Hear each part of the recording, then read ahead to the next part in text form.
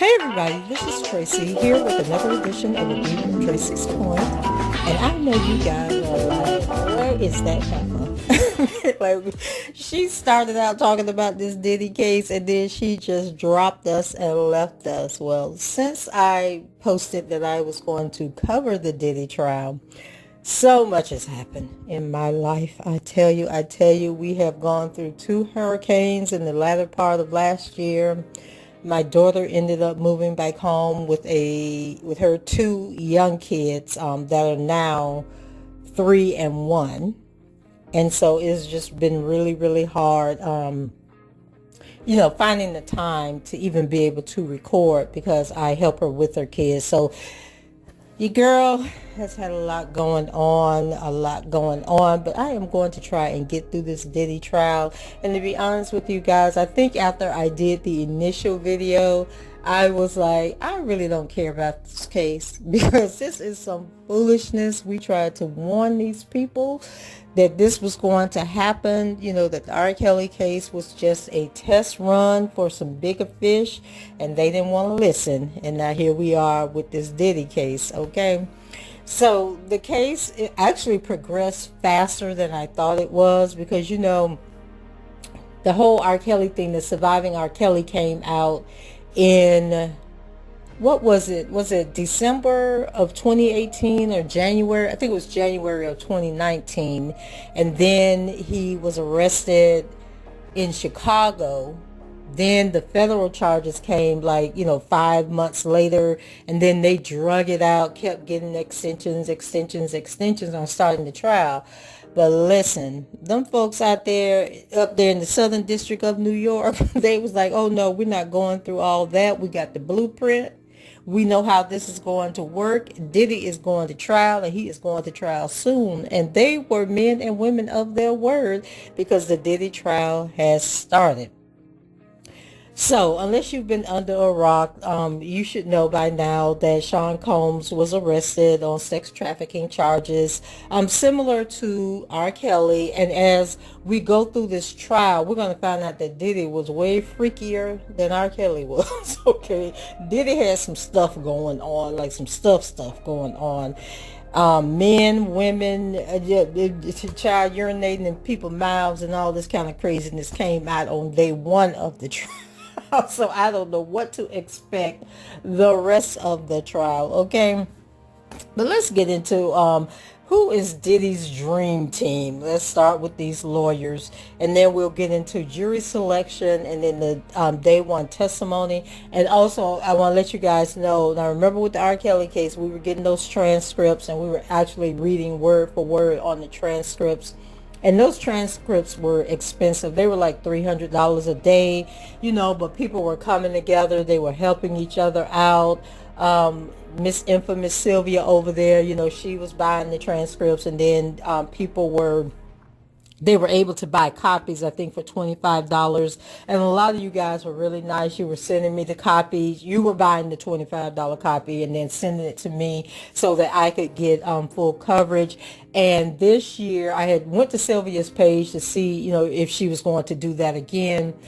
But she had put up like a fundraising, what do they call those things where you, sort of like a GoFundMe, but it was more business minded, where basically she had worked a deal with one of the court reporters.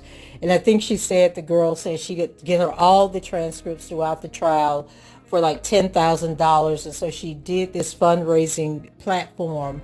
But then Dennis Byron, I think it was, came along and said that it was a fraud and it was a scheme. But those of us who followed that R. Kelly case know that Sylvia was true to her word. She did get the transcripts, and anybody could buy the transcripts for $25. She was trying to do it different this year because I'm thinking that the court reporter was going to give her a cut, like a break on the transcripts. And even when I, did the math on it, the $10,000 was pretty accurate because you figure we were spending anywhere from $250 to $350 a day on those R. Kelly transcripts. And then they were saying that this trial is supposed to last 8 weeks. And so you figure $1,500 a week times 8 weeks. I think that would have came out to close to 10,000 or over $10,000. I don't have my calculator here. So I don't think she was trying to scam anybody or steal money from anybody. But, it ended the fundraising campaign after he came out and told people. And then he said that he was going to get the transcripts for free and give them to anybody who wanted them. And I don't understand how that's working, because I was told that federal doesn't have the Freedom of Information Act where they can get these free transcripts. So maybe he knows somebody. He used to work for TMZ, so maybe he knows somebody who is going to have access to the transcripts and give him the transcripts. I don't know. That's their fight that's going on. But just wanted to let you know why we're not going to be reading the actual transcripts on this page, because I'm not investing that kind of money, because I'm just, not into Diddy and his freakness and the fact that we tried to warn these people that this was going to happen. So let's go ahead and get into Diddy's legal team. So I think his lead attorney is Mark Agnafilo, I think his name is. He's an experienced defense attorney, and he's leading Combs' defense team, bringing with him experience defending whatever NXIVM leader Keith Rayner. Okay, he was another freak nasty person. Former bro Martin Shkreli and Goldman Sachs banker Roger Nye. Raniere was convicted. Oh, they're going and telling that these people were convicted for prosecutors. I'm sorry. Let me back up. The Keith Raniere guy who was with that, did they pronounce it Nexum? But he had like a cult thing going on. But he was convicted in the female sex cult with female members branded with his initials and kept in line through blackmail and sentenced to 120 years in prison. So he's lost some cases. Okay, we're not going to go through all his old cases, but he has lost some cases. But Agnafilo also has experience working as a federal and state prosecutor, and boasts having tried more than 200 cases over his 3-decade legal career. He's also one half of a legal power couple, his wife Karen Friedman, a former prosecutor who investigated the Trump Organization while with the Manhattan District Attorney's Office. Since leaving government service, her most high-profile client has been Luigi Mangione, the 27-year-old accused of gunning down United Healthcare CEO Brian Thompson last year. And then we have Tenny Garagos, and she is a founding partner at New York-based law firm Agnafilo Intrater. Y'all forgive me for butchering up these names. And also defended Raniere and Shkreli. She graduated from Loyola Law School in Los Angeles in 2016. Garagos is also the daughter of famed defense attorney Mark Garagos, whose clients include Hunter Biden, Chris Brown, and Michael Jackson. While Mark Garagos is not representing Combs, his appearance in court during jury selection sparked criticism from prosecutors due to his past public statements about the case on his podcast. Now, how are they trying to tell people what they can talk about on their podcast and then don't want them to come to trial? Okay, so federal prosecutors asked the judge to remind Mark Garagos about court policies that forbid statements outside court that could interfere with a fair trial. Okay, but he's not on the legal team. So Mark Garagos is also involved in a simultaneous high-profile case arguing for the release of Eric and Lyle Menendez 35 years after the pair were convicted of unaliving their parents. Then we have Alexandra Shapiro. Alexandra Shapiro brings over 30 years of appellate experience to Combs' legal team, having served as the Deputy Chief Appeals for the United States Attorney's Office in Manhattan and an attorney advisor in the Office of Legal Counsel of the U.S. Department of Justice.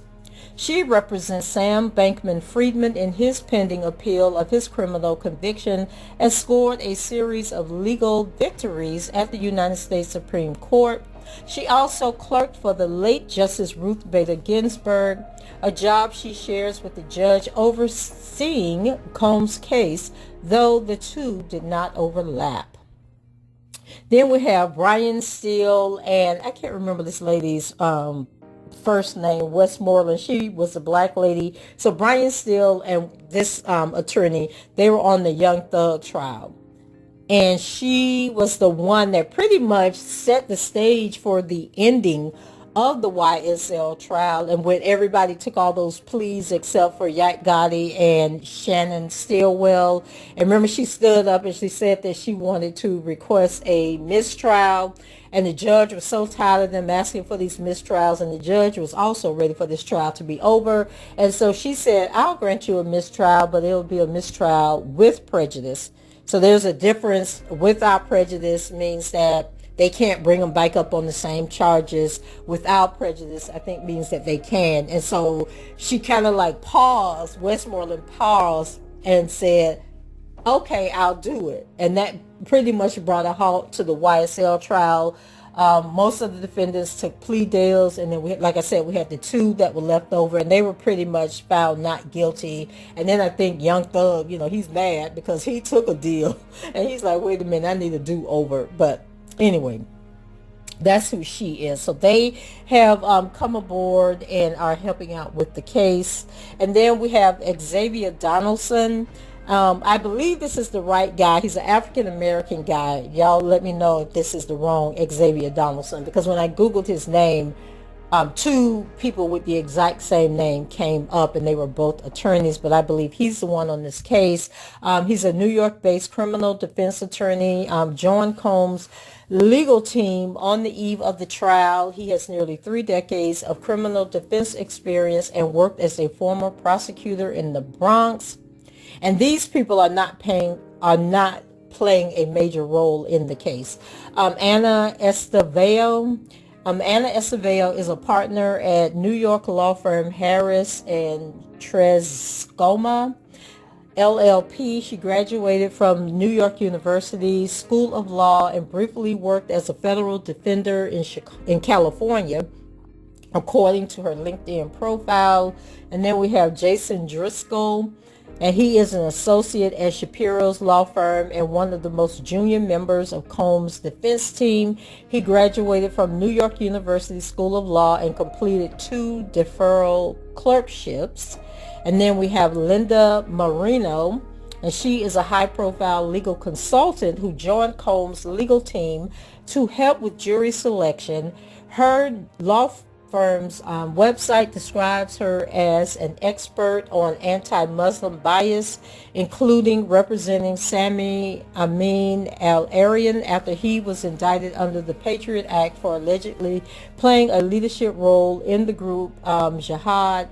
He was acquitted on most charges and pleaded guilty to lesser charges. She also was on the legal team that secured an acquittal for Noor Salman, the wife of the Pulse nightclub shooter who was accused of lying to the FBI and helping her husband. Marino is no stranger to celebrity trials, having worked on the legal team defending American actor Wesley Snipes in his criminal trial for failing to file tax returns.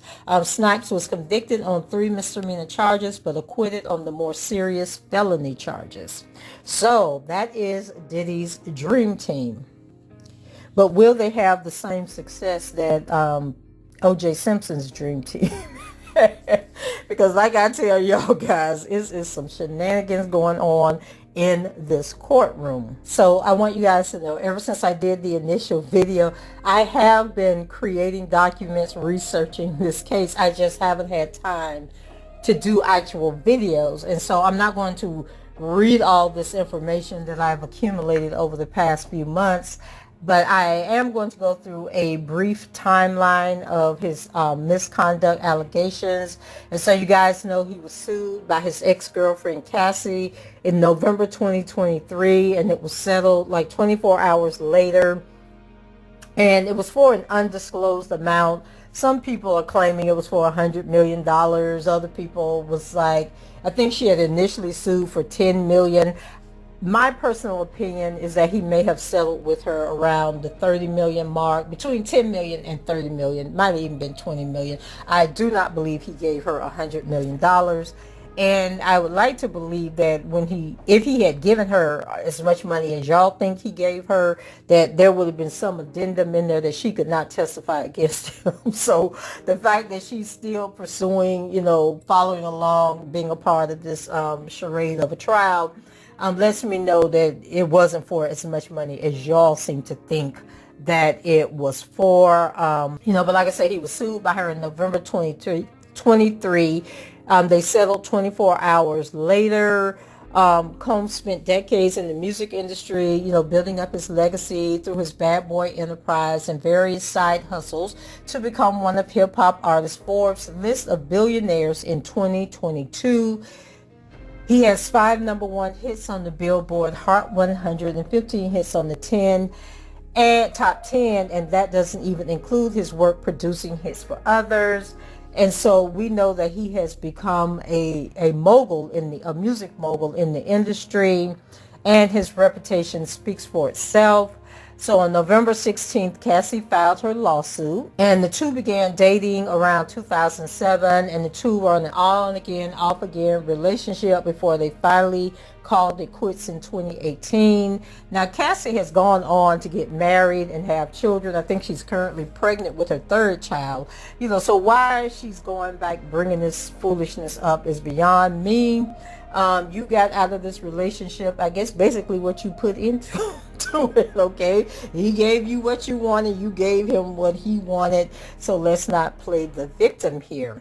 So on November 17th, they agreed to settle.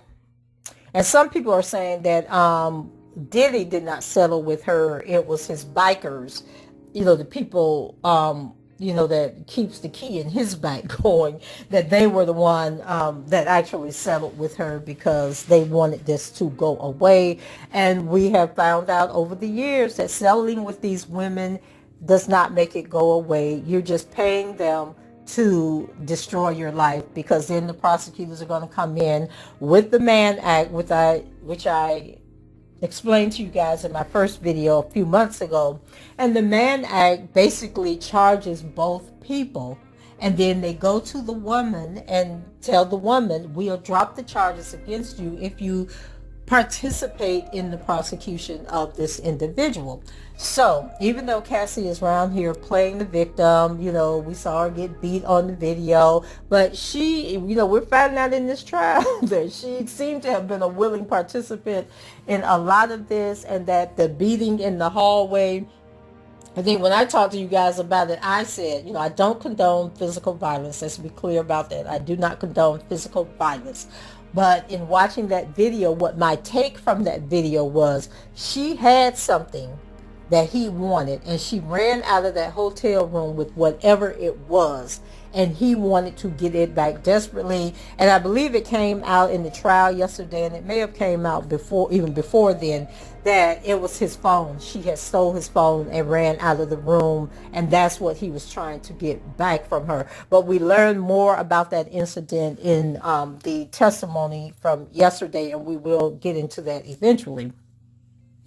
So anyway, they decided to settle. I'm 99.9% sure that the prosecutors came to her and said, okay, you got your money, but we're going to charge you as part of this Mann Act if you don't cooperate with us and testify against him.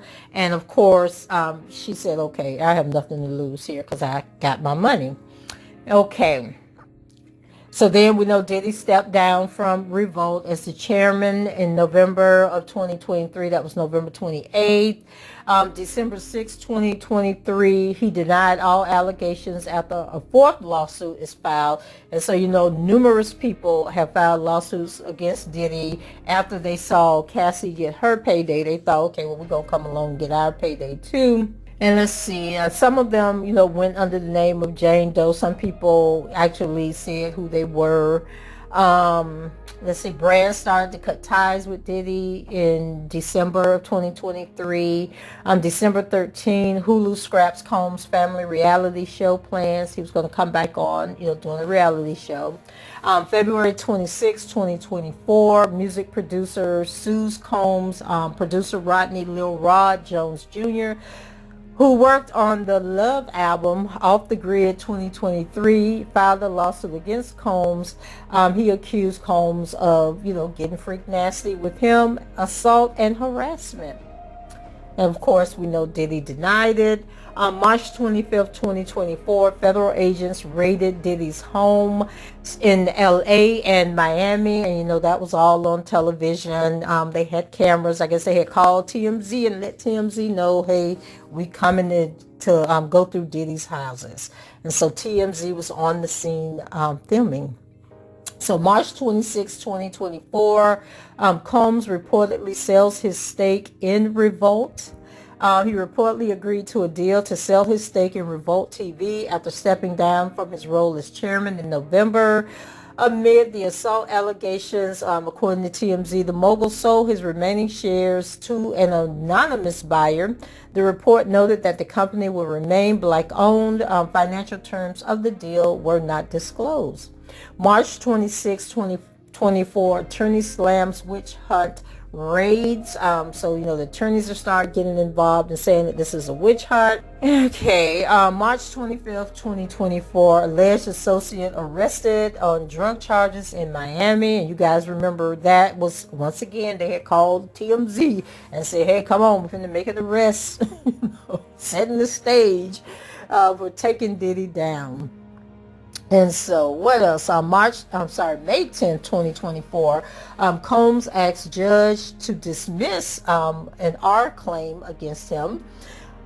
He asked the federal judge to dismiss the Jane Doe lawsuit filed in December 2023, calling the claims that he and two defendants did something to her in 2023 as false and hideous. He also argued that the case was filed too late according to law. And let's see, May 14, 2024, he posted a cryptic message. Amid the developments in his legal cases, the mogul emerged with a cryptic message on Instagram. Time Tells Truth read a message posted on IG on May 14th, which he captioned simply with love. So May 17th, the infamous Cassie getting beat up in the hallway by the elevator video surfaces. And so we'll need to go into that because we've talked about that. May 17th, 2024, Cassie's husband speaks out. And he has, been in court also, child. He won't be part of the show as well. And let's see, what did he have to say? Men who enabled it, protect those people aren't men. As men, violence against women shouldn't be inevitable. Check your brother, your friends, and your family. To all the women and children, I'm sorry you live in a world where you're not protected and you don't feel equal. Well, actually, women do live in a world where they're protected, but they have to want to be protected, okay? Because I'm just speaking on my behalf. If Diddy beat my ass like that in that elevator, I would have went to the police. That would have been the end of it. We wouldn't even be here today talking about this. Because if a man had beat me like he beat her in that elevator or in that hallway and she was running to the elevator, he would have been in jail that night. He would have been in jail years later. So that's my take on that. So he went on to write some other stuff, child. He just enjoying the millions of dollars that they done got off of Diddy. And he playing his part. So May 17, 2024, LA District Attorney explains why Combs can't be prosecuted over the hotel video. He said that we find the images extremely disturbing and difficult to watch. If the conduct depicted occurred in 2016, unfortunately, we would be unable to charge as the conduct would have occurred beyond the timeline where a crime of assault can be prosecuted, child. That's why I called the police when it happened, y'all. Don't be letting these Negroes sweet talk y'all, give y'all money and all this here. Have some dignity and respect about yourself and call the police when people hit you. And let's see, May 19, 2024, Combs issues apology for hotel incident. He was saying that it was difficult to reflect back on the darkest times of his life, but sometimes you got to do that, okay? He was like, I was effed up. I mean, I hit rock bottom, but I make no excuses. My behavior on the video is inexcusable.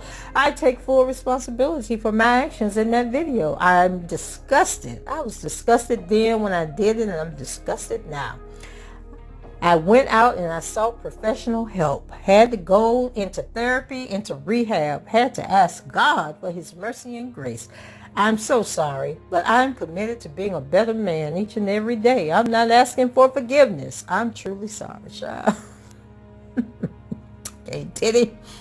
May 20th, 2024, New York City mayor considers revoking Combs' key to the city. Didn't open nothing. May 21st, 2024, former model sues Combs for alleged assault. Crystal McKinney accused Combs of assault in a lawsuit she filed against him on May 21st. She also claims that she was given alcohol and marijuana, and she later came to believe was laced with a narcotic or an intoxicating substance. Once again, why didn't you call the police? Okay. Let's see, May 23rd, Cassie breaks her silence, and she finally came out and talking about the love and support, and y'all helping her get that multi-million dollar settlement that she got. She appreciates y'all for that. September 16, 2024, Diddy is finally arrested. Combs was arrested in Manhattan after a grand jury indictment. Let's see. His lawyer said, we are disappointed with the decision to pursue what we believe is an unjust prosecution of Mr. Combs by the U.S. Attorney's Office. To his credit, Mr. Combs has been nothing but cooperative with this investigation, and he voluntarily relocated to New York last week in anticipation of these charges. Please reserve your judgment until you have all the facts. These are the acts of an innocent man with nothing to hide, and he looks forward to clearing his name in court. So September 17, 2024, the charges were revealed.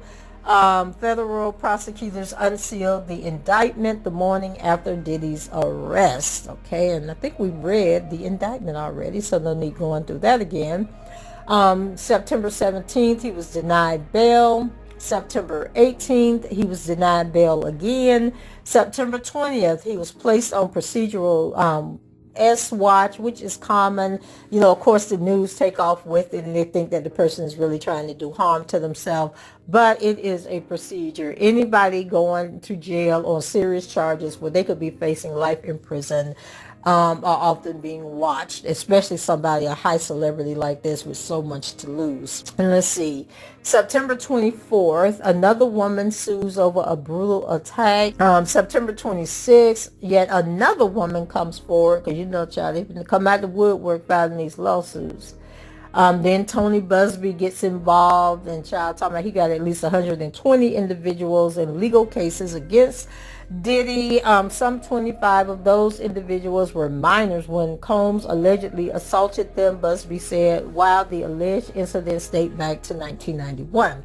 And we know that Busby made the mistake of trying to bring Jay-Z into this nonsense, and that kind of like threw a huge monkey wrench into his plans with all these lawsuits. And the one lawsuit that he tried to involve Jay-Z in, child, that was a whole hot mess with the special needs woman, child. And I don't even know what he was thinking about when he tried to do that.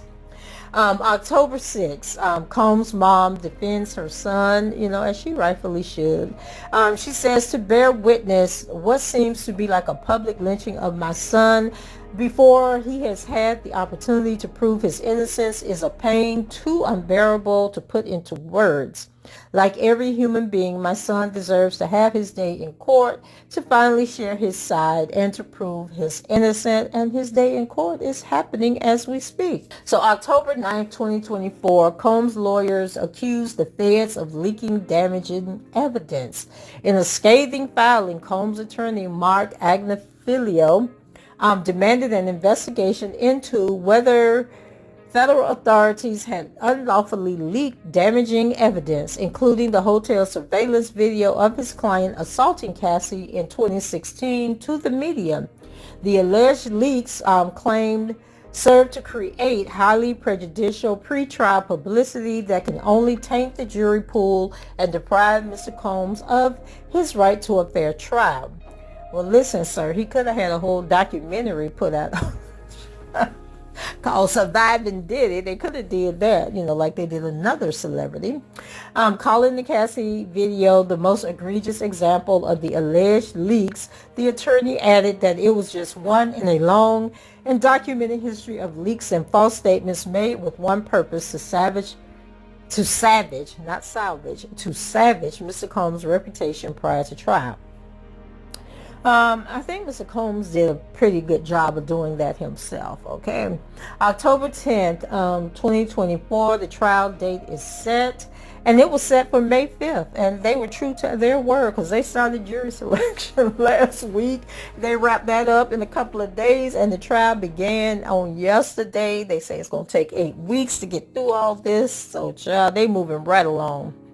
Let's see, October 14th, Diddy was hit with 6 new lawsuits.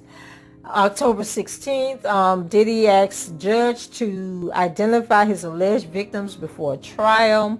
The government is forcing him unfairly to play a guessing game, one made all the more challenging by the onslaught of baseless allegations that desperate plaintiffs are lodging at him, for the most part anonymously, in civil suits designed to exact a payoff from Mr. Combs and others. Okay, so that's what his lead attorney is saying. October 20th, 2024, another wave of lawsuits. Busby just wasn't going to stop, okay? October 22nd, Combs' kids stand by him, saying that many have judged both him and us based on accusations, conspiracy theories, and false narratives that have spiraled into absurdity on social media. We stand united, supporting you every step of the way. We hold on to the truth, knowing it will prevail, and nothing will break the strength of our family. We miss you and we love you, Dad. And all of his kids have been showing up daily to every hearing, all the court dates. They were there for jury selection. So they mean what they said. They're standing by their father.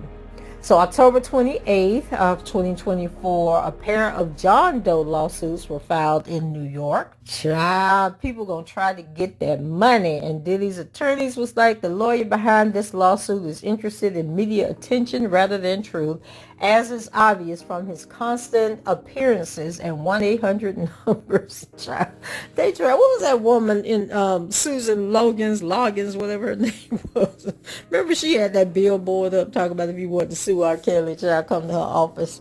So that's basically, and I think he's talking about, what's the black guy, Tyrone?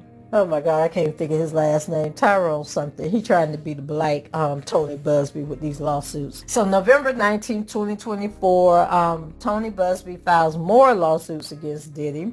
November 29th, Diddy accused of threatening to unalive and dangling woman over balcony. A fashion designer claimed Diddy strangled and dangled her off of a 16th floor balcony in 2016. Per Rolling Stone, Brianna Banna Bungolan filed a 17-page lawsuit against Combs for a battery, infliction of emotional distress, and false imprisonment. She wants $10 million. Ms. Bungolan refuses to allow this fear to control the rest of her life and brings this action to demand that Mr. Combs takes responsibility for the trauma. Child, call the police. 2016, 9 years ago. Call the police and press charges, lady. December 8, 2024, child. Jay-Z and Diddy accused. Okay, so we know that went through. That was a hot ghetto mess, so we're not even going to that. December 13th, Diddy drops bail appeal because he realized he ain't getting out.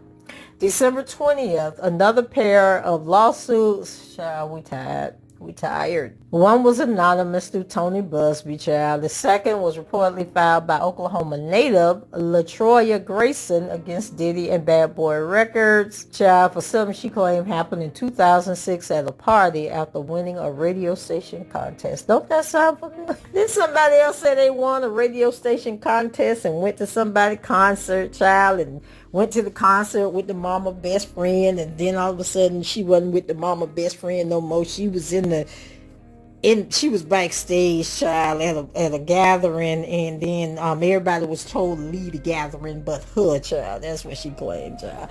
Anyway, that was another famous R&B singer's trial, child. These cases starting to sound very similar and very much alike. But anyway, we're going to move on. We up to January 27th of this year. Docuseries came out, The Fall of Diddy, child. January 30th, prosecutors filed amended indictment with a new victim, child. Let's see. The superseding indictment alleges Diddy and his associates paid hotel workers $100,000 for the 2016 surveillance video that showed him assaulting his ex-girlfriend Cassie. Combs was accused of kidnapping and running a racketeering conspiracy since 2004. Child, they let the racketeering go on for 20 years. What kind of law enforcement is this? So February 3rd, 2025, Diddy is accused of assaulting a man at an after party in 2015. Okay, child. February 14, 2025, Diddy and Jay-Z lawsuit is dismissed, and rightfully so. February 18, 2025, Diddy's attorneys filed motion to dismiss trafficking charge, claiming racist origins.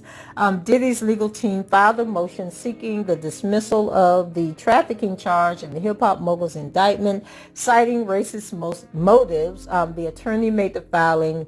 Okay, and I talked to y'all about this before. This, the Mann Act is what they're talking about. I told you guys what it is. It is basically a prostitution law that was written in the late 1800s, 1890s. And it's named after the lawmaker who wrote the law. And it just basically says it's illegal to travel across state lines for the purpose of having sex.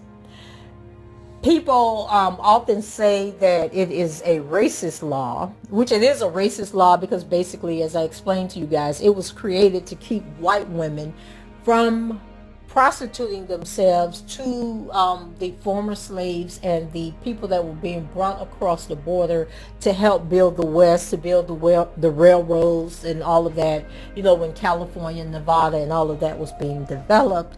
And it has been used throughout history to incarcerate famous black men, but there have been far more white men convicted of the Mann Act than there have been black men convicted. So white men have bore the brunt of this law, basically. And like I told y'all, the first test of it was these two white guys who were having affairs, and they took their mistresses from California, from Sacramento to Reno, I believe it was, for the weekend, and the wives called the police on them, and they challenged the law, and then the government basically dropped the charges. Like I told you, they dropped the charges against the women and get the women to testify against the men, and that's how they get convictions in these cases. So although famous black men have been taken down with this law, far more white men have been convicted of this law than black men. Okay, so let's move on. Let's see. Diddy's lawyer says sex trafficking charge has racist origins. So we just talked about that. February 21st, Diddy's attorney withdraws from legal team. Attorney Anthony RICO filed a motion in the Southern District of New York to withdraw any further from representing Combs any further in his trafficking case.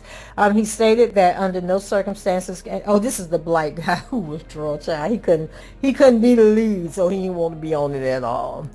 So now we're going to move into jury selection. Jury selection went real quick in this Diddy case. Okay, so as I had mentioned before, it did not take them long to narrow down this jury pool to the 12 people that they selected. And I did have a whole bunch of information on the jury selection process.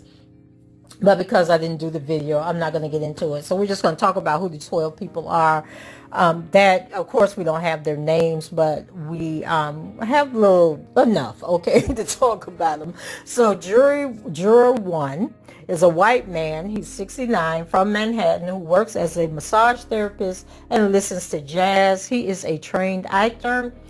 Single and has no kids. One of his female relatives was the victim of domestic violence, which Combs' lawyers used to try to get him booted off unsuccessfully. So juror 2 is a white man who's 31, from Manhattan, who is an investment analyst, attends a country club in Connecticut, plays video games and listens to orchestra music. He saw the video of Combs beating ex-girlfriend and soon-to-be witness Cassie Ventura, but says he's a blank slate. He said he don't care. Juror 3, a man of color, 51, and I don't understand, what is a man and woman of color? Because they say white, they say black, and then they say of color. So are these people from the Middle East, people from south of the border? Who are these people of color? Are these people that do not identify as American? Like, what's going on, okay? Who are these people? And so y'all let me know what is a man or woman of color, okay? What's going on in their lives?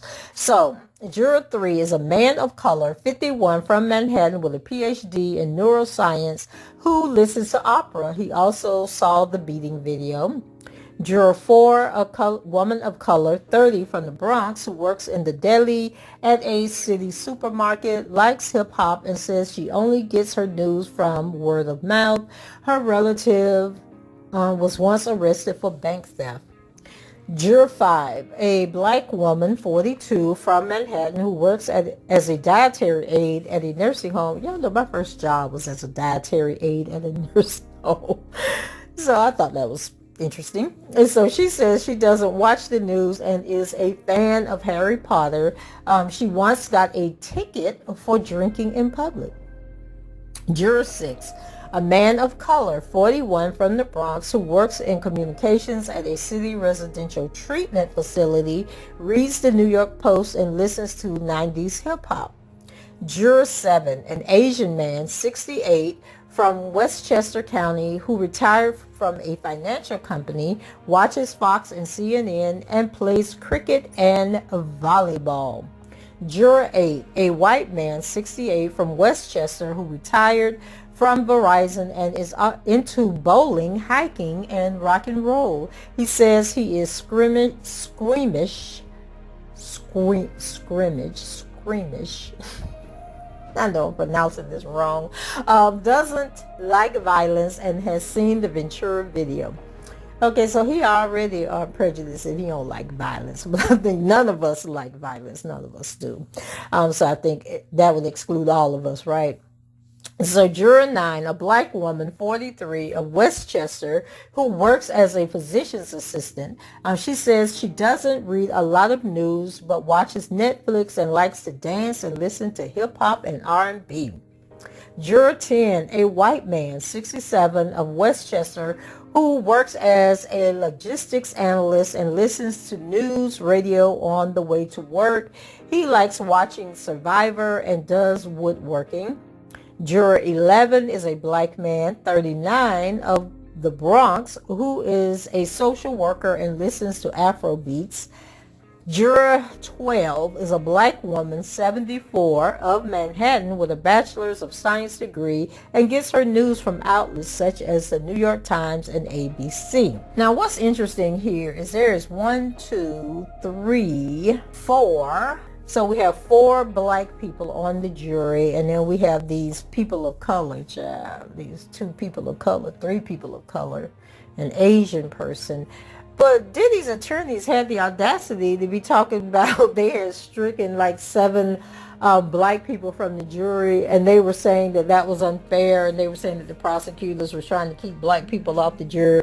But I think the jury seems to be very balanced racially at this point. So we'll see whether this, having black people on your jury when you're a black person works in your favor or not. Okay, guys, so we're on to day one of the trial, which started yesterday on May 12th. And as I said to you guys earlier, we do not have the official transcripts for testimony. And for those of you all who are wondering, why isn't this on television? Federal trials are not televised. But unlike the R. Kelly case, they actually have people in the courtroom. So there are reporters in the courtroom, spectators in the courtroom, family in the courtroom. They're not sequestered off into another courtroom watching on a TV monitor. They're actually in the courtroom where the trial is taking place. And they're basically taking notes. I don't even think they can record the testimony on their phone. So they're sitting there taking notes. And so the person that I follow is Matthew. I can't think of Matthew's name right now, but his Twitter is Inner City Press. And he's pretty good, pretty accurate. But remember, he's jotting down notes as this stuff is taking place. And so it may not be 100%. Okay, so if I read something that he put down here and you're like, oh, I heard something else on another channel or whatever, just know that these people, anyone that you're getting information from, unless they're reading the transcript itself, they're basically taking notes, writing as fast as they can to keep up with what's going on. And then remember, people are also inclined to use their own biases when they're taking notes. And so I might hear a statement and take it one way, and somebody else might hear a statement and take it a totally different context. And I know last night there was a lot of bickering and back and forth about the testimony of one of the witnesses, and when we get to his testimony, then I'll expound a little bit more. So we start with the judge. He says that a witness uses a pseudonym, is telling them that the jury, if a witness uses a pseudonym, does not mean that their testimony is worthy of less weight. During the trial, do not read over or view or listen to anything about this case, and don't post anything. Once the U.S. rests, the defense can present, should they choose to, but they're under no obligation to put on a case, especially if they think that the prosecution hasn't proven themselves. So the U.S. State Attorney Johnson, oh, you know what, guys? I got to find the bios on the state attorneys who's trying the case. I read the Diddy's lawyers' bios, but I didn't read the prosecutors. So I'm going to find that information. And then when I do today's testimony, so this testimony is from yesterday. I'm a little behind. I got lazy last night. The testimony for today, which hopefully I'll do tonight, that will include the prosecutors' bios. I apologize that I didn't put that in there. So we have AUSA Johnson. He says that this is Sean Combs, and these are the opening statements, by the way. This is Sean Combs. To the public, he was a cultural icon, a businessman, larger than life. But there was another side to him. You will hear about 20 years of the defendant's crimes. He had a team to help him with kidnapping, arson, drugs, and sex crimes, child. And let's start with one night. Okay, he was on the hunt for his girlfriend, Cassie. He forced her to have sex with male escorts while he watched and recorded it. He found out Cassie was seeing another man. Furious, he set out to find Cassie and that other man. He woke up an employee to drive to the house, but no one was there. The defendant didn't give up. He kept looking for Cassie. When he found her, he beat her brutally, kicking her in the back and flinging her around like a rag doll. But it wasn't enough. He told Cassie he would release video of her having sex with male escorts. He broke into a man's house and he beat and blackmailed his girlfriend. These are not his only crimes. Cassie is not the only woman he beat and exploited. 20 years of crimes, I'm telling y'all. He had a business, Bad Boy Records, that made him right. He relied on his bodyguards, chiefs of staff, who ran all aspects of his life. The group promoted his power. His bodyguards kidnapped an employee and set a car on fire, dangled a person. Damn, did it? I think he dangled somebody out a window. Matthew kind of cut off there. He said they delivered drugs whenever he said, including to women. He forced to have sex with escorts. He transported them across state lines and even out of the country. Let me be very clear. This case is not about a celebrity's private sexual preferences. This was criminal. He coerced and even used violence. Lord, what? I think he meant along the way, this trial will focus on two women, Cassie and Jane. We will show that the defendant used lies, drugs, threats, and violence to force them to have sex with them in front of male escorts. He called them freak-offs, wild king nights, or hotel nights. His staff organized flights, cars, and hotels. At his direction, his staff set up the room with lubricant and lighting. Staff came in with cash to pay the escorts and drugs. He made them take MDMA or Molly and, ooh, child, I guess I shouldn't be saying all these things, okay? But y'all get the picture, what he had them taking to take them to ecstasy, okay? It made them sick, but also sexually aroused. He directed every step. He expected the women to appear to enjoy themselves. He pleasured himself and recorded the events. Cassie was 19 with a hit song. Cassie tried to work on her music, but the defendant made her turn down many opportunities. She recorded, but he had the final say over the music she released. There was never another album. He hit Cassie in the head and dragged her by her hair. I ask you to do three things. Pay attention to the evidence. Follow the judge's instructions on the law. Use your common sense, and you will reach the verdict that Sean Combs is guilty. So the judge is like, who coming up here with the defense? So Teddy Garagos said, I'm coming, judge, okay? So she says, the case is about love and jealousy and money. They are trying to turn it into a racketeering case. It will not work. You are the jury. You will evaluate the witnesses, and finally the story can come out. This case isn't about what you heard on the news. Sean Combs is fascinating. He grew up in Harlem and built lawful businesses. He worked for it. He created a culture and produced music that changed a generation. Witnesses will share with you that he is a fascinating person and people are drawn to him. If you wanted to climb in music, apparel, or beverages, you wanted to be around Sean Combs. He gave people opportunities to work at his companies. He had a vision that few had. The witnesses mostly loved him. The text messages will show that. He is 55 years old. He is going by Sean Combs. I am Tenny Garagos. I am honored to represent him. The only person in the courtroom who will tell you about racketeering are the prosecutors. There was no conspiracy. This case is about Sean Combs' private sex life. The government has no business in that.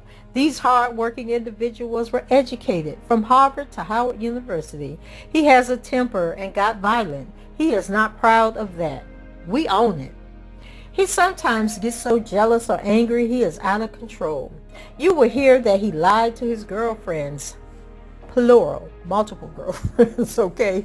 You may think he is a jerk or mean, but he's not on trial for that. He's on trial for running a racketeering enterprise. This is domestic violence. Domestic violence is not sex trafficking. Had he been charged with domestic violence, we would not be sitting through an 8-week trial. He is not guilty of these crimes. As the trial goes on, we are going to take on accountability. We will not shy away. Sean Combs had a bit of a different sex life. The alleged victims were all getting something from him. They are adults. They too must take on responsibility for their lives as he does for his. A free choice has pros and cons. You will evaluate these women. They made free choices every day for years. Ask yourself, what are all the ways these individuals had the ability to make these choices? Ask, what is this person getting? Something they want. It may differ. Jealousy drove choices of the victims. Combs never married, but he has many women. Okay, wait. Let me see what he was trying to write here. Combs never married, but he is a many woman man. Okay, basically he got a lot of women, child. He ain't settling down with one person. So he is always in multiple relationships. He was not always honest. It drove a primal jealousy. So she's saying that the women were jealous because he wouldn't settle down with just one of them. So Sean Combs is extremely jealous. You might think it's hypocritical. Okay, is he saying that Diddy is jealous? Okay. He was not always honest. It drove a primal jealousy. Sean Combs is extremely jealous. Okay. I guess he wanted the women for himself, but he didn't want the women to have other men. I guess that's basically what she's saying. So they remained in multi-year relationships with him despite his jealousy and his anger issues. These women were in love with him. Infidelity and jealousy drove the violence. Alcohol and drugs drove things. But he is not a racketeer. This case is about his relationships with Cassie and Jane. Jane was desperate to be with him, to give him things others couldn't. She tried to make it more than sexual. I'm not sure how she will put it, but it always comes back to parties and hotel rooms. This was their time together. Jane did it for the cuddle. She wanted to make him happy. She was unable to resist him emotionally. There was a phone call in November 2023. Even after it, she flew out to see him many more times. It was toxic, but she was willing. Being a willing participant in your sex life is not sex trafficking. If she'd walked away, she would have lost him. You will see her jealousy. She would see him on social media with another woman, and she would send text messages of regret. It's not coerced. She was driven to try to be in first place. This was a way to try to get there. That is not a crime. There was a night a year ago when Jane hit Combs. It was born out of jealousy. He hit her back. She was overcome by jealousy. She slammed his head. Well, dang. She slammed his head onto her kitchen counter. Well, was he drunk? I'm trying to picture her slamming his head down. Like, Jane must have been real strong. Y'all let me know in the comments who Jane is. I guess I could research it and figure it out on my own. But anyway, y'all let me know who Jane is. And she's slamming Diddy's head into the counter and all this nonsense. So months later, she flew to see him and invited an escort. She will call it one of her best nights, a wild king night. Whatever you want to call it. This will be hard to watch. They are, in one word, intimate. The government told you about someone named Mia. Why are they making these allegations now? You will conclude that everyone has a motive. With Mia, she never said it before, nor when she first started cooperating with the government. If this was so hostile, why did they not call the police? They are vindictive. Their motive is simple, money. Cassie filed a public lawsuit in November 2023. She was living in her parents' modest home in Connecticut. She went to a civil lawyer. The civil lawyer is here today. They went to civil lawyers to make a money grab. Cassie demanded $30 million. Another asked for $22 million. How many millions of reasons do the witnesses have to lie? The evidence will not make out the charges. On bribery, this is about the Intercontinental Hotel. He paid a security guard to make the footage go away. This was solely to prevent bad publicity for Combs and for Cassie. There was no there was no law enforcement investigation. The kidnapping related to an employee. She worked for him for 10 years. She asked to work for him again. Drug trafficking? It was personal use. They worked hard. They were there to do something great and novel. It was a free choice. There was no conspiracy. He was paying different men for their time and experience. Porn actors get paid. Hulkamania, cowboys for angels. You can pay money for time and an experience. That is what Sean Combs was doing. You are not here to impose your morality on this man. If you listen, you will find him not guilty of these crimes. Thank you. So then the judge said, child, we're going to break for lunch after that. After these weak opening arguments. Let's go to lunch and see if they can figure it out. So then with the jury out of the courtroom, Brian Steele, who's the attorney I told you was on, he was Young Thug's lawyer in the YSL trial. He told the judge that we would be objecting to 2 exhibits, and the judge told him in the future, I'd like to hear about this the day before the trial, not during the damn trial, okay?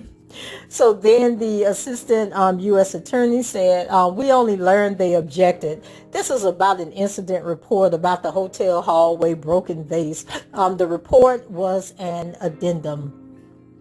Y'all excuse me, I swallowed some air there. Okay. So Brian Steele said in the 3rd paragraph, he writes that he did not want Mr. Combs to see Cassie out in front. He talks about a co-worker, A-D-E-Y, that Mr. Combs is about to yell, this is speculation and should not go in.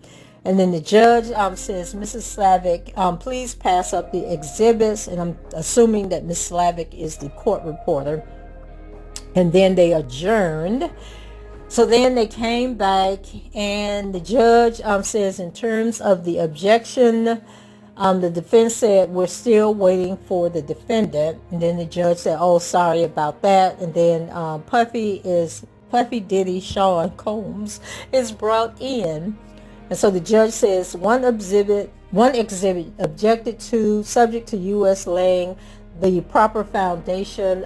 It is admissible. The exhibit with the added note, the objection is well taken. It is excluded. Let's get the jury back in. So the judge seems to be pretty fair so far from what I'm seeing. So all rise. The jury enters. Is the government ready to call its first witness? And then the assistant attorney says, first we enter 4 exhibits. And then the judge says that he has no objection. No, I'm sorry. Puffy's attorney says he has no objection. Can y'all tell how old I am? Because I keep calling this man Puffy. Okay. Diddy, Mr. Combs, okay, who is on trial at the Manhattan Court. I think this is the next witness that's coming up. So let me go ahead and read this little article. Basically, we know that Diddy is on trial. Israel Flores. Okay, this is the next witness. Oh, he was the first witness. Was a security guard at the Intercontinental in Century City, Los Angeles in 2016, where a security camera captured Combs violently beating Miss Ventura. On Monday, May 12th, as Combs stood trial on a series of crimes, Flores testified that the music mogul allegedly tried to bribe him following the assault. In the security camera video, which was previously published by CNN, Combs is seen chasing Ventura down a hotel lobby, grabbing her by the throat and shoving her to the ground. He kicks her as she lies on the ground motionless and at one point throws an object at her. On Monday, Flores, now a Los Angeles Police Department officer, told the jury that after responding to a call about a woman in distress in the hotel's 6th floor, he encountered Combs wearing only a towel and sitting on a chair, slouched down like with a blank stare. like a devilish stare, just looking at me. Combs allegedly offered him a wad of cash and said, "Don't tell nobody," which Flores interpreted to be a bribe. Flores testified, adding that he declined the money. After Ventura left the hotel with a purple eye, Flores, not a black eye, a purple eye, Flores said he headed to Combs' room with another guard to remind him of hotel policy. During their interaction, Combs allegedly snatched the other guard's phone, accusing him of recording their conversation. According to Flores, Flores pinned the Grammy Award winner against a wall, demanding he return the other guard's phone, he said. So that is a summary of what happened during this testimony. So let's get back to the testimony. And the federal attorney says, "What did you say?" And then Flores, "I said, I don't want your money. The damage is going to be charged to your room." Where did Cassie go? After I spoke with her, she left. A car pulled up. She left in a black SUV. And was there a driver? And then Flores said 7 feet. I guess the driver was tall as hell. I don't know. He said she wants to leave. I said, "I'm talking to her, not you." But they left anyway. And then the prosecutor said, "Then what?" Flores, "We went up to Mr. Combs' room to remind him of the hotel rooms. He opens the door and grabs the phone and says, 'Are you recording me?' I pinned him to the wall. I took photos of the broken vase to tell them to come clean it up. I went to write the incident report." Is that it? Or is this it? My report with my name on it? And then the defense says same objection. And then the judge says noted. And I guess they're saying that this is hearsay, what he's written down in his notes. So then the prosecutor, "Then did you review the video?" "Yes. I'm handing you a thumb drive with videos." So the video is shown, and then the prosecutor asks, "Did it have audio?" Flores says no, and then the prosecutor says, "Let's walk through it. Who is this?" And then he identifies Cassie, he identifies Mr. Combs, and then the prosecutor wants to know what's happening here, and then Flores says, "She picked up the wall phone." And the prosecutor, "What did you find when you got there?" And then he said, "The broken vase." "What is the end of this video?" "That's me coming out of the elevator."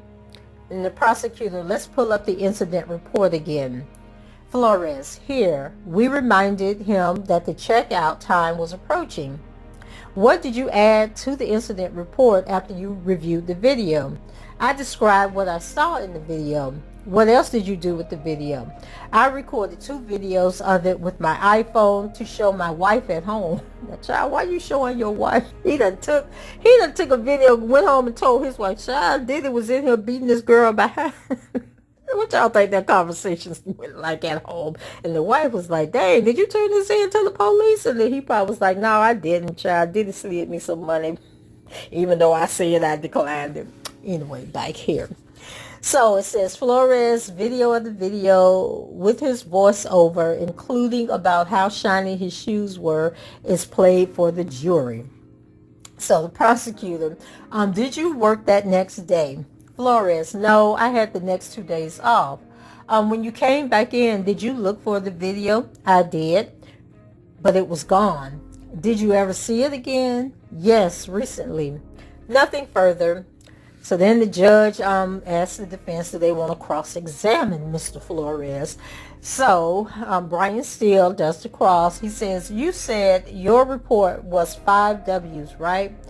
And then Flores says yes. And he says, "You mentioned that when you get off the elevator at 11:14 or 11:15, you described Mr. Combs as having a devilish expression on his face." That's my opinion. "When you get off the elevator, what's in your hand?" "My radio." "Mr. Combs did not attack you, did he?" "No." "And was there any law enforcement involved?" "No." "You videoed for your wife and kept it, right?" "I did."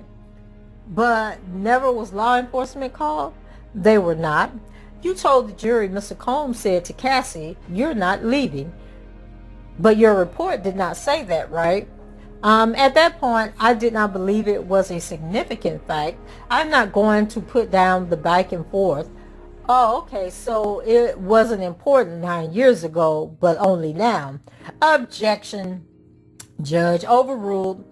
Flores, I did not put in the report at the time. Still, you said you were offered a bribe, but didn't you told him he had to pay for the vase? Yes. The gentleman you say you saw in the room, you described to the jury things not in your report. He didn't engage. Why didn't you ask him his name? He wasn't talking to no one. Did you tell anyone at the time? No. And the 7-foot driver, do you know who it was? I don't know, but Cassie knew him. You didn't put in your report that you offered to call law enforcement, but she refused. Why not? She said no, so there was no reason to include it. You said you put Mr. Combs against the wall. That's aggressive, isn't it? It could be, but I only put my forearm against his chest. But you didn't put that in the report either. You're asking me to have put more detail in my report? Do you remember the layout? No, just a corner room. Was it normal hotel room like I would stay in, just one room, or did it have a living room? I don't know. Okay, the third party, you said he was on a bed. It was a pullout. You were in the hospitality business as well as security, right? Yes. Mr. Combs, it was clear to you, Mr. Combs, it was clear to you that he wanted to pay for damage, right? Objection, cause for speculation. Okay, ask in a different way. Still, it can be embarrassing for a guest. Objection, sustain. Okay, one moment, nothing further. Judge, redirect. Did you typically include every single detail in the report? No. Did he seem drunk or high? No. When he offered you money, what did he say? That he didn't want anyone to know about it, pretty much. Which way was Mr. Combs dragging Cassie? Back toward the room. Nothing further. Recross. Still. They are motion sensitive cameras, so there are gaps, right? Yes. Nothing further. Judge, next witness. So AUSA Comey, I guess that's how he pronounces it. What did Miss Ventura pay you for? Witness, to have sex with her. Sean Combs was there too. Now, child, who is this? Okay, so this witness was a male dancer, I guess. Okay, because Matthew done jumped. He done jumped. We didn't even get an introduction to who this witness or the witness being called up. We just jumped right into the testimony here. Okay, so the witness said to have sex with Sean Combs to have sex with her. Sean Combs was there too. My boss called me and said he couldn't find any of our black dancers. So could I go to a bachelorette party in the Gramercy Park Hotel in downtown Manhattan? So then the prosecutor said, well, what did you expect to do? A little stripper dance. She was in the hotel room in a red wig, stockings, and sunglasses. She gave me $100. What was the room like? Red couches, Astroglide, a lubricant. There was a man on the right side of the room. The man had on a white robe and a bandana over his face, below his eyes, and a baseball cap. From his voice, I recognized him as Sean Combs. What did he say? That he was into importing and exporting. They were headed to the Essex, E-S-S-E-X, hotel. They said to go in 30 minutes. It was the first time he opened the door as himself, dressed in a suit, no mask. Okay, how did things change? He didn't feel, and then there was an objection by Diddy's team, and then the prosecutor, who, if anyone, recorded. And then the male dancer said, Mr. Combs, with a cell phone and camcorder, he took a photo of my driver's license for insurance, he said. And then there was another objection, and then the judge said to focus it. And then the prosecutor said, what did you understand? And then the answer was, he was threatening me. And so the male dancer continues and says, once I went and Cassie was slumped over, he said, it's not going to happen this time. So then the prosecutor said, did Mr. Combs offer you drugs? And then the male dancer said, Molly, I guess it's called, I don't do drugs, MDA, MH, MDA, I think. I went out and handed out $100 bills. Okay, this testimony is so damn confusing. So then the prosecutor said, how did the Molly make you feel? And then the dancer said, sick and euphoric and like an idiot, handing out $100 bills. Who was he handing the $100 bills to? Did I miss part of this? Okay, y'all, help me out in the comments, because, child, I don't know how we got to him handing out these who was he giving these $100 bills to? So then, or maybe it was okay, so was this one of the freak-off parties that he's talking about? Okay, they were headed to the exits. They said to go in 30 minutes. It was the first time he opened the door as himself, dressed in a suit. Child, he had a camcorder. He took a photo. Cassie was slumped over. Not going to happen. Child, I don't know. Okay, this is confusing, child, because it seemed like there should be some other people in the room. But anyway, the guy was like looking at Sean Combs, and Combs said, "Don't you effing look at me." And then there was an objection, and then the judge says, let's get a fresh question. And then the prosecutor, what did he look like? And then the dancer said, black guy, kind of skinny. We exchanged phone numbers. Have you seen him in 10 years? And the dancer said, no. And then the prosecutor, did it ever seem like you were not the first person there?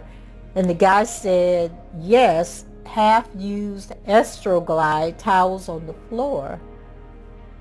Okay, so there was half-used bottles or whatever of Astroglide, and then there were towels on the floor.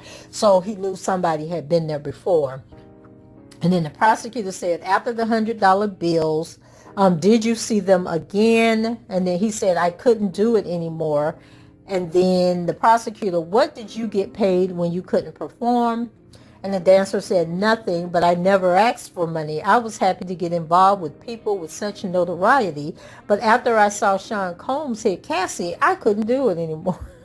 Can we get an objection? Because where did that come from? The prosecutor said, what was Mr. Combs saying as he met Cassie? I don't know what he's saying here. The dancer, he said, bitch, when I tell you come over, you come over. I didn't know what to do. Did you intervene? No, I knew that the change there was bodyguard, that the changes there were, what is he saying?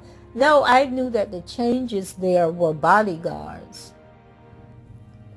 I don't know, child. Objection, and the objection was sustained.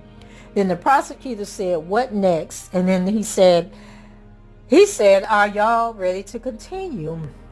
And did you try? And the dancer says, I don't recall. And the prosecutor, did you see him again? The dancer, I thought I had developed some sort of friendship with Cassie. I may have been speculating. I went there. I heard him slapping her. We walked out in a towel. He walked out in a towel. She ran to me. I asked, why are you staying with this guy? And then Donaldson raises an objection. And then the judge asks for the grounds. He says hearsay. The judge overrules the objection. And then the male dancer continues and said that Cassie said she was okay. Then the prosecutor says nothing further, and then the judge says, do we need a break before cross? The male dancer witness is named Daniel Phillips, as it first sounded like. So basically he was saying that he had been calling him Phillips, but there's no S at the end. So the dancer, the person that I've been saying is the male dancer, his name is actually Daniel Phillips. So then the judge welcomes them back after the break, but he says that he needs to have a sidebar with the lawyer. So then the judge, Mr. Phillip, you are still under oath. And then Combs' attorney, Xavier Donaldson, Let me show you a text message chain between you and Cassie. Is it accurate? And then Daniel says yes. Donaldson, you were working for a service, a male review show. You are a manager, male stripper for women. Then he says yes. And then he says prostitution was prohibited. And then Daniel Phillips says that's correct. And then Donaldson, your job was to build it up. Yes and no. So then Daniel Phillips says yes and no. And then Donaldson, I'll go with yes. And then there was an objection and the judge sustained. Then Donaldson continues and he says, did the company open fake businesses to optimize search results? Fake addresses? It was just SEO. And that's Daniel's response. Then Donaldson, you went to optimize the ladies' experience? And then Daniel said, I have no idea what you mean. It's just our slogan. Donaldson, Cassie told you to say the name Black? And then Daniel said, yes. Donaldson, your boss told you someone wanted a black man stripper. Phillip, yes. Or Daniel Phillip is his name. So Donaldson, let me show you. And then he says, this shouldn't be put on the screen. And then Donaldson said, take it off. So the person in the courtroom put the wrong thing up. And then Donaldson continues and says she was wearing a wig. And then Daniel says, yes. Donaldson, she handed you money. And then Daniel said she handed me $4,000. And then he said before any oil rubbing, correct. She had on heels. He's asking Daniel this question. And then he said yes, and dark glasses. Where'd the money come from? Her hand. You were wearing a New York City Police Department uniform, right? And then Daniel replies, I bought a New York Police Department t-shirt. Oh, you took the oil off in front of Cassie. And then Daniel Phillips says, the oil? No, I took my clothes off. She said, it's my birthday. And then he asked him, it appears she is enjoying herself. And then he says, yes. And then he says, what was your position? And then Daniel Phillips says, it was missionary. I was like, did that just happen? And then Donaldson says, she asked you for a photo? And then Daniel Phillips says, I do not know if Sean Combs asked for it. And then the judge tells the jury to ignore that. And then he says, we will pick up here tomorrow. And then the jury is let out. And then the judge said, Mr. Phillips, no conversation with the government. And then the prosecutor said, agents are providing him protection and transport, if that's okay. And then they have a sidebar. And the judge reiterates to him not to talk with his lawyer either. So that's kind of strange. And so that's how the testimony ended for the first day. What is this trial about? I mean, seriously, what is this trial about? This is about Diddy and Cassie's freaky sex life, because that's all we heard about on day one. So it's going to be interesting to get into day two. But guys, I'm glad I got this monkey off my back, okay, and finally did this video. I'm feeling a little inspired, okay, that I might be able to move forward with this. So anyway, guys, that's it for me. We covered the jury selection and we covered the first day of trial.